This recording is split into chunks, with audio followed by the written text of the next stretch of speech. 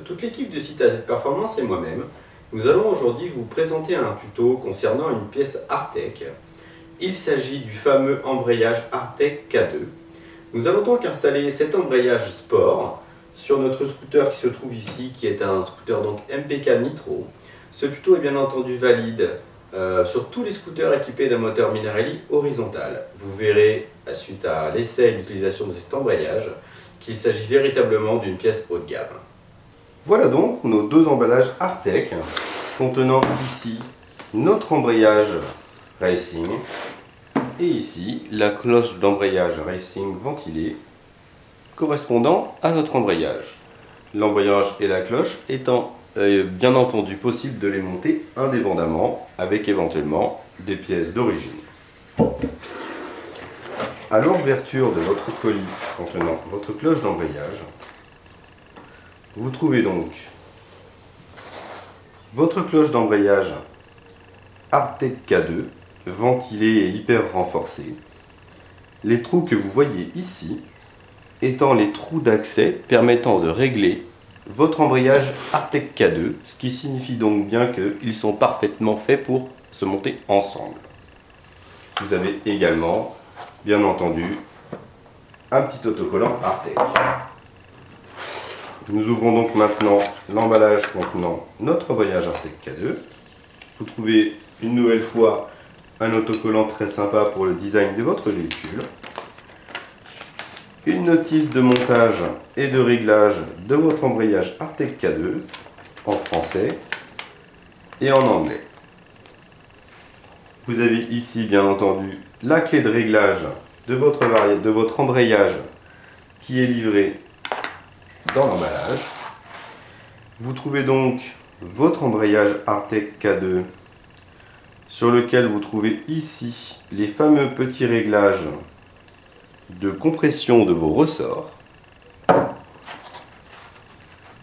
et un deuxième jeu de ressorts d'embrayage si ceux qui sont montés ne sont pas suffisamment durs pour votre configuration moteur. Avant de passer à l'installation proprement dite de notre embrayage et cloche Artec K2, nous allons dans un premier temps vous présenter donc la notice explicative de montage et éventuellement de remplacement des petits ressorts. Comme vous pouvez le voir, grâce à la clé, vous pouvez donc desserrer l'écrou qui permet de maintenir votre ressort en place et plus ou moins comprimé. Il y a donc une rondelle épaulée, ce qui signifie qu'elle a un petit épaulement forcément. Nous allons vous montrer ça plus précisément. Et le ressort concerné. Nous allons donc tout de suite passer au démontage et au remplacement pour vous montrer comment ça se passe de l'un de ces ressorts. Comme vous pouvez le voir ici, vous avez donc accès à l'un des écrous. Vous prenez donc tout simplement votre clé que vous présentez et vous desserrez cet écrou. Comme vous pouvez le voir, ça se fait véritablement très simplement.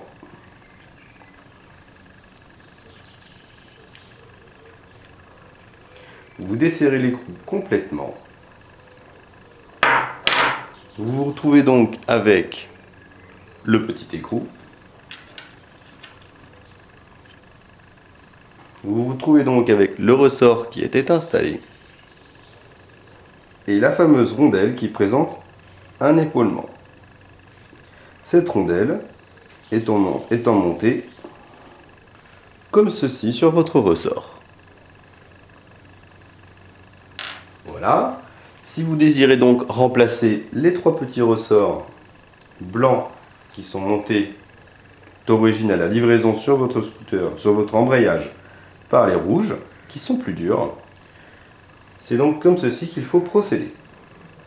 Nous allons maintenant vous montrer comment les remonter et les régler. Vous remontez donc tout simplement le ressort à sa place.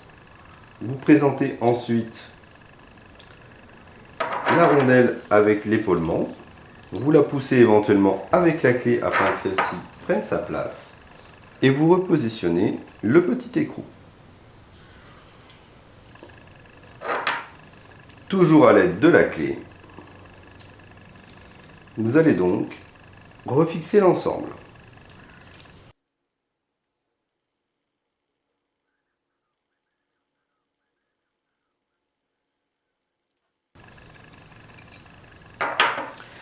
Une fois que c'est fait, il faut maintenant se poser une question qui va paraître évidente lorsqu'on va vous l'avoir expliqué. C'est comment savoir comment sont comprimés vos trois ressorts, puisqu'il faut impérativement que ces trois ressorts soient comprimés de la même manière pour que vos trois mâchoires s'ouvrent uniformément. La solution qui semble la plus simple est donc de se procurer un petit réglet et de simplement mesurer le dépassement de la tige filetée de votre écrou.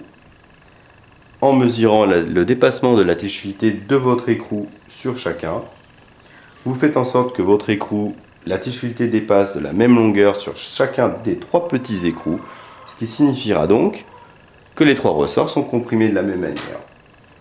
Une fois l'embrayage installé avec la cloche par-dessus dans votre moteur, si vous désirez régler votre embrayage, il vous faudra donc tourner par exemple à chaque fois, si vous voulez les comprimer un petit peu plus, chacun des écrous d'un demi-tour. En fonctionnant demi-tour par demi-tour, vous comprimerez donc vos trois ressorts de manière uniforme, ce qui signifiera donc que le réglage sera équivalent sur les trois ressorts. Afin de pouvoir accéder à toute la partie variation, c'est-à-dire variateur, embrayage, correcteur de couple de votre scooter, vous allez devoir dans un premier temps vous diriger vers le carter de kick et le démonter. On le voit ici très clairement puisqu'il est chromé sur notre nitro. Pour accéder à votre embrayage correcteur de couple, vous devez donc démonter votre carter de kick qui se situe ici. Pour le démonter, vous devez retirer toutes les vis qui font le tour de votre carter, ainsi que celles qui se trouvent au milieu, ce qui vous fera donc 12 vis à démonter. Pour démonter ces vis, vous aurez besoin d'une clé à laine de 5 ou comme nous, d'un piquet équipé d'un embout à laine de 5.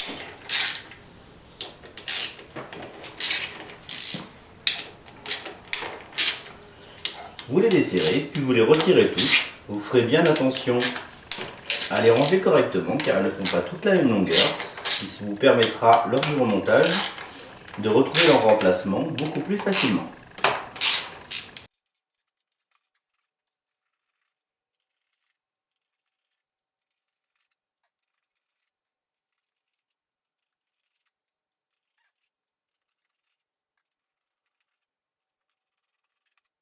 Une fois que vous aurez retiré toutes les vis, vous démontez votre carter. On voit donc maintenant ici notre bloc embrayage correcteur de couple qui est donc maintenu par un écrou de 24 sur les modèles un peu plus récents et vraiment les modèles plus anciens. Nous avions ici un écrou de 17. Nous allons donc maintenant pouvoir démonter cet ensemble grâce à une clé spécifique. Voilà donc la clé à embrayage que nous allons utiliser. Celle-ci, vous la placerez dans votre cloche d'embrayage. Les petits tétons qui se trouvent en là devront venir se bloquer ici de votre cloche. Nous mettons un tube plus long afin d'avoir plus de force. Et ensuite, pour votre écrou, vous utilisez une clé à pic de 24 par exemple, ou comme nous, à cliquet, équipée d'une douille de 24. Et vous allez pouvoir desserrer cet écrou. Voilà. Une fois que votre écrou est desserré, vous le retirez.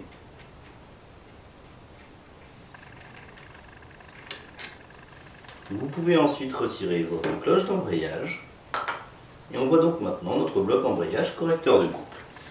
Pour pouvoir démonter votre bloc embrayage correcteur de couple, vous allez devoir le comprimer à la main. En le comprimant, vous allez repousser votre courroie vers l'intérieur, ce qui va vous permettre de la détendre. Et vous allez pouvoir retirer votre bloc embrayage correcteur de couple. Voilà, vous voyez que votre courroie est détendue. Vous pouvez ensuite le retirer et dégager le bloc embrayage correcteur de couple de la courroie. Nous voilà donc maintenant à l'établi avec notre bloc embrayage correcteur de couple que nous venons de démonter, sur lequel nous allons installer notre embrayage Artec K2. Afin de pouvoir desserrer cet écrou, nous allons placer l'embrayage comme ceci dans l'étau et nous allons simplement pincer légèrement l'écrou. Nous allons ensuite utiliser une clé à sangle ou une clé à chaîne comme ceci afin de pouvoir desserrer l'ensemble.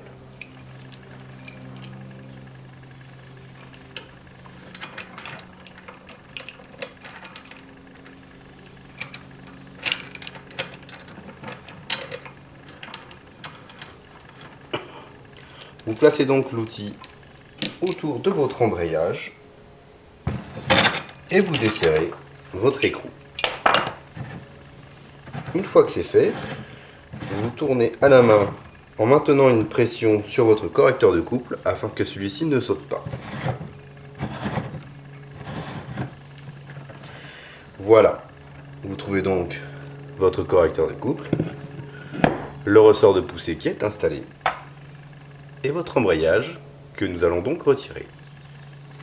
Pour effectuer la mise en place de votre embrayage Artec K2, positionnez donc votre correcteur de couple comme ceci. Vous replacez votre ressort de poussée, puis votre embrayage. Nous allons simplement comprimer le ressort et maintenir l'embrayage en place une fois le ressort comprimé, afin de pouvoir remettre notre écrou. Vous maintenez par exemple l'ensemble comme ceci, avec une main et votre genou.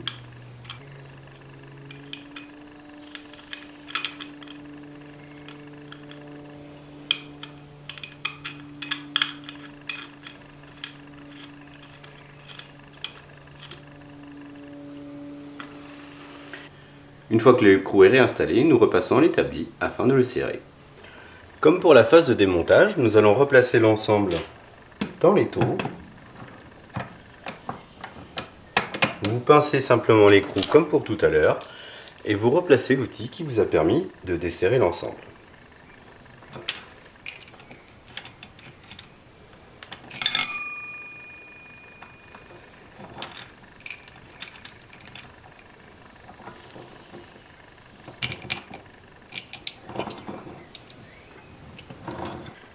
Vous resserrez donc votre écrou, puis vous bloquez l'ensemble.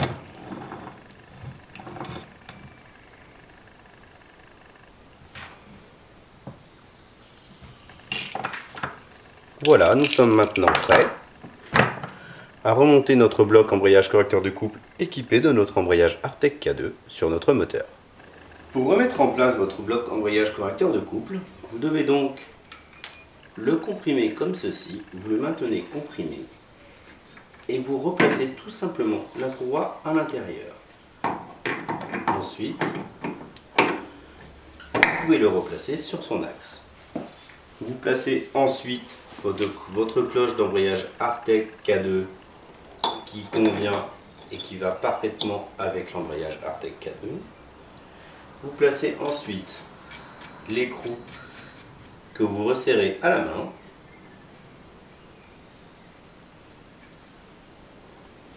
Puis vous serrez l'ensemble comme pour le démontage. Vous placez donc votre clé comme lors du démontage.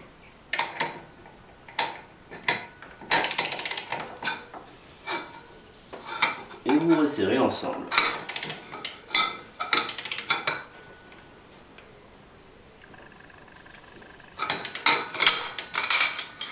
Voilà, votre ensemble embrayage et cloche Artec K2 sont installés.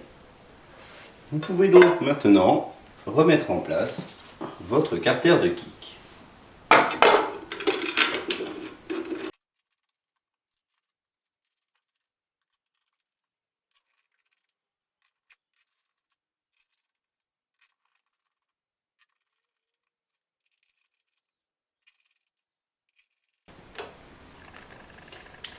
Une fois que vous avez repositionné toutes vos vis, vous pouvez les serrer.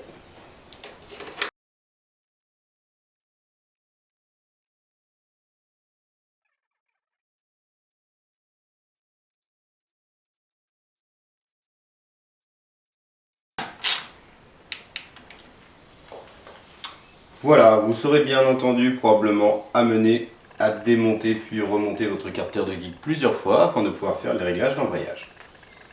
Voilà, l'intervention est maintenant terminée. Vous pouvez nous suivre sur notre chaîne YouTube sur laquelle vous retrouverez tous nos différents tutos déjà réalisés ainsi que les futurs à venir. Vous pouvez également nous contacter sur notre page Facebook. Bonne route à tous, à bientôt!